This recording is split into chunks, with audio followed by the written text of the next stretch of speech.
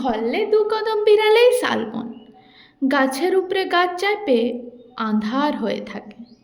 ফাগুন মাসে শুকা পাতাগুলো ফরফর করত। তাল ফলগুলো চক্কর মারতে মারতে সোজা মোরাম রাস্তায়।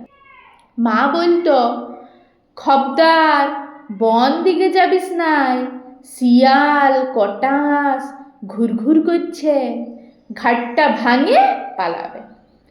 আমি আর বঙ্গা বটে, কে শুনেব পেদের কথা। আমাতে দিদিতে ঘুরে বলতাম, ক্যান পাকা খাইতাম, হাঁটু মাটু ছিঁড়াছিঁড়ি হইতো, মোরাম লাগে পাগুলা হলদা হয়ে যাইত। তো মা একদিন উদ্মার আগে গেল, আমার কাঁচান্ডিগুলা ফিকে দিল শালবনে। হারাই গেল লাল নীল হলদা সবুজ কাঁচান্ডি। ঘরলে দু কদম বিড়ালেই শালবন। একজন আমি কত কি হারাইছিব ওই শালবনে। দিদির ফুল ফুল ছিঁড়া চটি, ঝুটা মুক্তা নাক ফুল, লয়তন চকচকা টাঙি।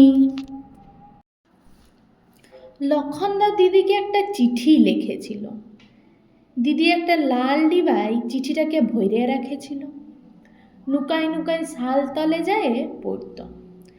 আমি টুকুন পেট পাতলা বটে, মাকে চুপি চুপি বলে দিল, আর যাবি কোথায়, মা খোঁজে বোম। ডিবাটা ফাপড়াইন দিল শালবনে। লক্ষণদার চিঠিটাও হারাই গেল। দিদি শাল তলে যায় কত কান্না করলো। এইসব কবকার কথা। মনে করলাম যা গেছে গেছে, অখন লায়েক হয়ে গেছি, আর হারাবার সিন নাই।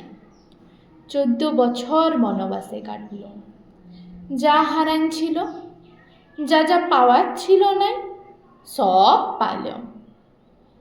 শুধু হারাই গেল শালবনটা।